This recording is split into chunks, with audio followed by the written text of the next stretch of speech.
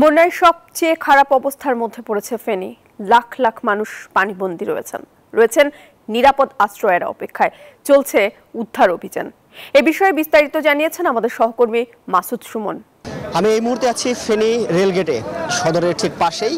আপনাদের চিত্রটি দেখাচ্ছি, রেলগেটের চিত্রটি। মানুষের ভিড় করছে, মানুষ যারা পানিবন্দী হয়েছিল তারা একটু উঁচু জায়গা পেয়ে এখানে ভিড় করছে, তাদের মালামাল এসে রাখছে। আপনারা দেখছেন যে পাশের চিত্রটি কতটা ভয়াবহ ধারণ করেছে এই ফেনী সদরের চিত্র কিন্তু এটি।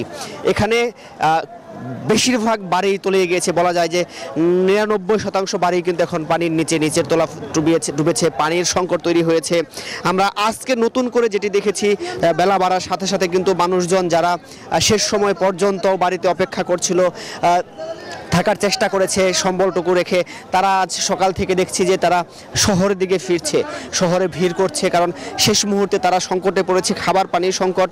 তারা বলছেন খাবার সংকট সহ নানাবিধ সংকটে তারা আজ সে ঘরবাড়ি ছাড়ছে আজকে নতুন করে। এখনও কিন্তু পানি ঠিক কমতে শুরু করেনি। দেখেছি একটু থেমেছে বা কমার ভাব হয়েছে, কিন্তু পানি বন্দী হয়ে মানুষজন সংকটে পড়েছে। আমরা দেখেছি যে ঢাকা থেকে মানুষ এসেছে, তাদের পরিবারের লোকজনদের কোনো খবর না পেয়ে। আপনারা জানেন সব ধরনের যোগাযোগ ব্যবস্থা কিন্তু বিচ্ছিন্ন হয়ে আছে ফেনীর মানুষের সবকটা উপজেলার সাথে। এখানে বিদ্যুৎ নেই, ফলে মানুষজন কান্নার রোল পড়েছে বলা যায় এক কথায়। কেননা দেখেছি যারা সংবাদ পাচ্ছেন না, তাদের স্বজনরা বেঁচে আছেন কি নেই বা তারা কি অবস্থায় আছেন সেটি জানার জন্য ব্যাকুল হয়ে আছেন। তারা ঠিকমতো নৌকা পাচ্ছেন না সেসব জায়গায় যাওয়ার জন্য, সেসব প্রত্যন্ত অঞ্চলে যাওয়ার জন্য, যারা সবচেয়ে বেশি সংকটে পড়েছে। আমরা যেমনটি দেখেছি লাঙ্গলকোট সহ বেশ কয়েকটি এলাকার মানুষদের। আমরা দেখেছি কিছু রেস্কিউ বোট যারা ফেরত এসেছে, তারা গতকাল গিয়েছিল, আজ ফেরত এসেছে, কিছু মানুষকে নিয়ে এসেছে। তারা কথা বলছিলেন, তাদের ভয়াবহ জীবনযাপনের কথা বলছিলেন। গেল কয়েকদিনের ছোট ছোট বাচ্চাদের নিয়ে তারা ছাদের উপরে আশ্রয় নিয়েছে, ছাদ পর্যন্ত পানি উঠে গিয়েছে। তারা বলছেন যে সেখানে প্রচুর খাবার সংকট পড়েছেন তারা পাশাপাশি পানির সংকটে পড়েছেন, কিছু মানুষের সন্ধান পাচ্ছেন না।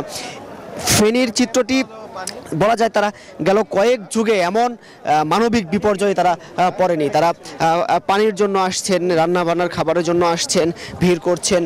সব মিলিয়ে যদি আমি বলি, ফেনীর চিত্রটি আজ সকালবেলা পর্যন্ত যেমনটি দেখেছি যে শহরের প্রাণকেন্দ্র সেখানে একটু জায়গা শক্তি রয়েছে, সেখানে মানুষ ভিড় করছে, সেখানে আশ্রয় নিচ্ছে।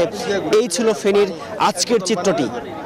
250-টিরও বেশি ডিজাইন অপশন নিয়ে ওয়ালটন স্মার্ট ফ্রিজ, বোঝে আপনার প্রয়োজন।